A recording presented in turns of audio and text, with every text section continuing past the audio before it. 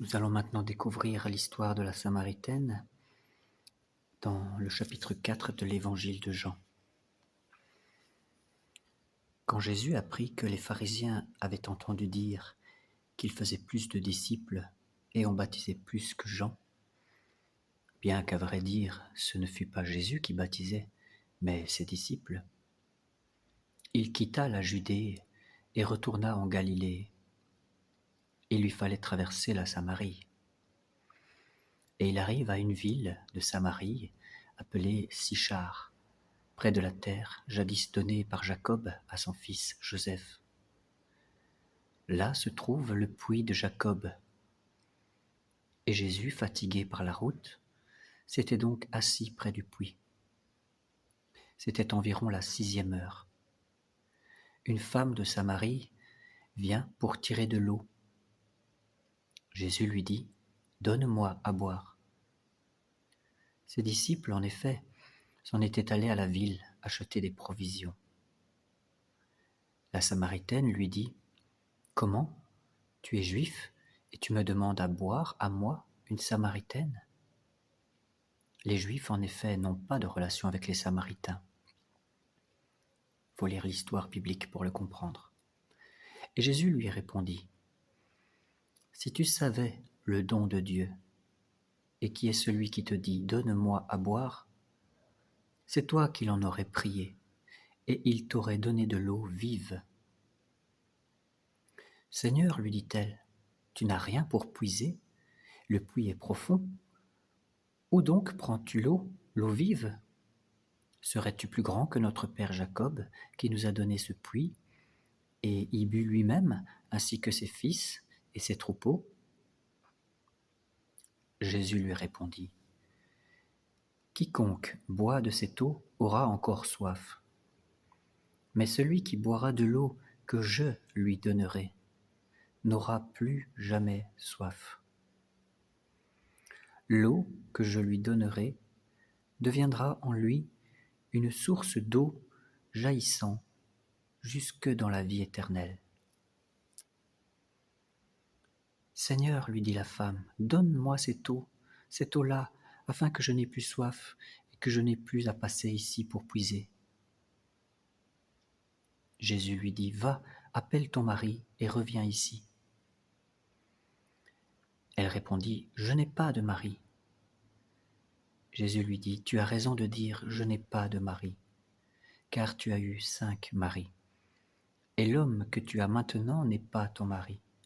En cela, tu dis vrai. » La femme lui dit : « Seigneur, je vois que tu es un prophète. Nos pères ont adoré sur cette montagne, et vous, vous dites : c'est à Jérusalem qu'on doit adorer. » Jésus lui dit : « Crois-moi, femme, l'heure vient où ce n'est ni sur cette montagne, ni à Jérusalem, que vous adorerez le Père. Vous, vous adorez ce que vous ne connaissez pas, et nous adorons ce que nous connaissons, car le salut vient des Juifs. Mais l'heure vient, et nous y sommes, où les vrais adorateurs adoreront le Père en esprit et en vérité. Car ce sont là les adorateurs tels que les veut le Père. Dieu est esprit, et ceux qui l'adorent, c'est en esprit et vérité qu'ils doivent l'adorer. » Alors la femme lui dit : « Je sais que le Messie, celui qu'on nomme le Christ, doit venir. Et quand il viendra, il nous annoncera tout. » Jésus lui dit : « Je le suis, moi, qui te parle. » Là-dessus, ses disciples arrivèrent. Ils étaient surpris de le voir parler à une femme. Toutefois, pas un ne dit : « Que lui veux-tu ou pourquoi lui parles-tu » Et la femme, alors, laissant là sa cruche, courut là à la ville et dit aux gens : « Venez voir un homme qui m'a dit tout ce que j'ai fait. Ne serait-ce pas le Christ ?» Ils sortirent de la ville et ils s'acheminaient vers lui. Et entre-temps, les disciples le pressaient en disant : « Maître, mange !» Mais il leur dit : « J'ai à manger une nourriture que vous ne connaissez pas. » Les disciples se demandaient entre eux : « Quelqu'un lui aurait-il apporté à manger ? » Jésus leur dit, « Ma nourriture est de faire la volonté de celui qui m'a envoyé et d'accomplir son œuvre. Ne dites-vous pas encore 4 mois avant que vienne la moisson ? Eh bien, je vous le dis, levez les yeux et voyez les champs sont blancs pour la moisson. Déjà, le moissonneur reçoit son salaire. Il amasse du grain pour la vie éternelle, et le semeur partage ainsi la joie du moissonneur. Car ici se vérifie le dicton, l'un sème et l'autre moissonne. Je vous ai envoyé moissonner, là où vous n'avez pas peiné, et d'autres ont peiné, et vous, vous héritez du fruit de leur peine. Alors un bon nombre de Samaritains de cette ville avaient cru en lui à cause de la parole de la femme qui attestait « Il m'a dit tout ce que j'ai fait ». Aussi, quand ils furent venus à lui, les Samaritains le prièrent de s'arrêter chez eux. Il y resta 2 jours. Ils furent encore bien plus nombreux à croire à cause de sa parole à lui. Et il disait à la femme, « Ce n'est plus à cause de tes dires que nous croyons, mais nous l'avons nous-mêmes entendu, et nous savons que c'est vraiment lui, le Sauveur du monde. » Les 2 jours écoulés, Jésus partit de là pour la Galilée. Il avait déclaré lui-même qu'un prophète n'est pas bien reçu dans son pays.